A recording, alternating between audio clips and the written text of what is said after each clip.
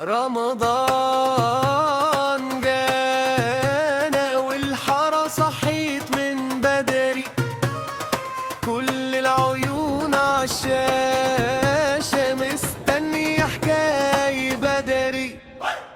هدهد الرايق الهادي، كتاب في ايده دايم شادي، يفهم ويحس ويعلي الصوت لما يشوف الصحمة ضيع في الفوضى. أنبور يقوله بلاش تعقيد ويجري ورا كل التقليد، يلم حواليه شلة حيرانة تدور عالسهل وتنسى الأمانة.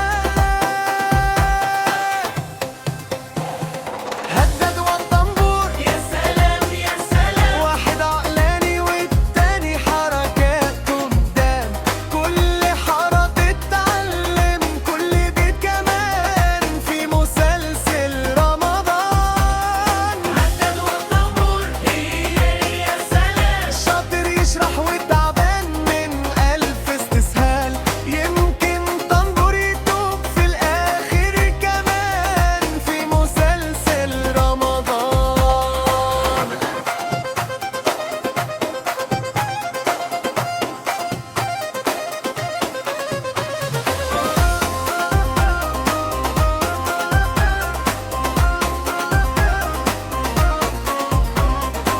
هد يقول للشباب اصحوا، بكرة امتحان مش ملعب تفوق، يحكي لهم عن حلم كبير يفتح باب وباب لسه كتير. طنبور يرد بوفلا نشوف، عيش اللحظة وانسى الخوف، يلبس نضارة من غير ازاز، يمثل حكيم وهو لسه عجاز. هدد والطنبور يا سلام يا سلام، واحد عقلاني والتاني حركات قدام، كل حارة تتعلم كل بيت كمان في مسلسل رمضان. أعوذ بالله من الشيطان الرجيم. بسم الله الرحمن الرحيم.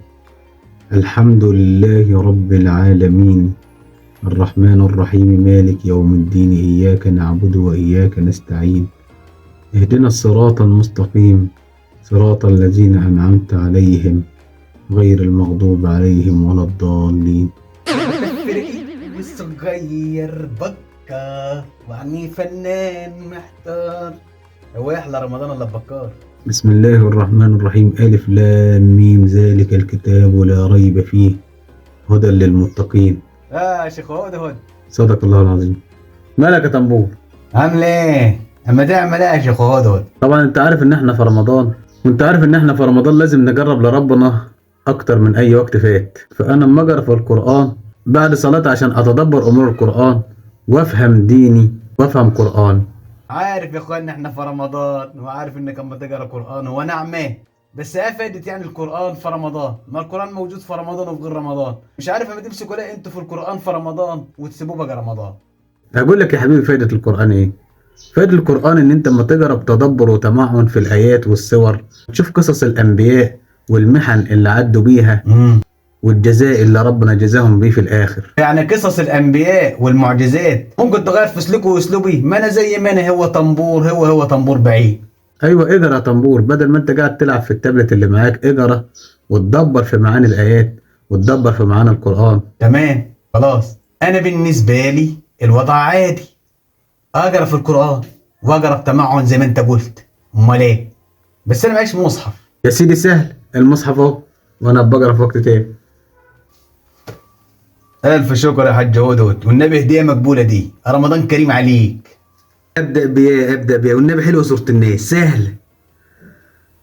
أعوذ بالله من الشيطان الرجيم. بسم الله الرحمن الرحيم. قل أعوذ برب الناس ملك الناس. هم العيال كانوا قايلين لي النهارده، كانوا قايلين لي هنطلع على كشري العمده وبعدها هنروح على البروفات، ولا قالوا هنروح على كشري بصله وبعدها هنطلع على مارينا. انا مش فاكر قالوا ليه، بس قالوا السهرة النهاردة هتبقى عشوة حلوة، عشوة وفسحة. العشوة هتبقى في واحد من مطاعم الكشري دي، والفسحة هتبقى يا في البروفات يا اما في مارين. طب انا مزار برضو كل ده. فكر يا طنبور قبل العيال ما يضيعوا منك. اقرا بتدبر وتمعن يا طنبور.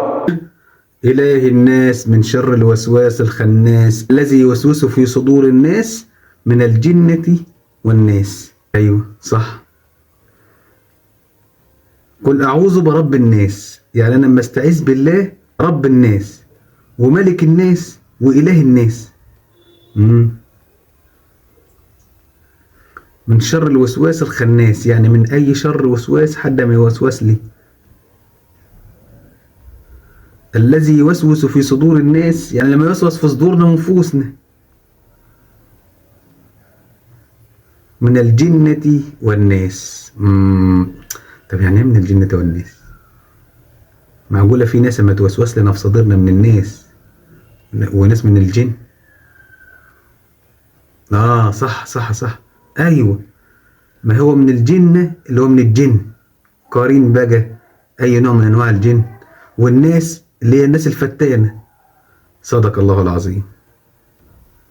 سورة بسيطة ولكن فيها معاني كتيرة جدا. القرآن الكريم موجود معانا من أول دخول الإسلام، ولكن احنا بنجرب بيه أكتر في رمضان عشان بيكون وسيلة للتدبر والتمعن في معجزات الله اللي خلقها في كونه. وما قلتلكش ما تنساش تشترك في القناة وتفعل زر الجرس وتتابعني وتعمل لي تعليق كده على ذوقك علشان أعرف أكمل هدود وطنبور ولا أسيبني من الموضوع ده.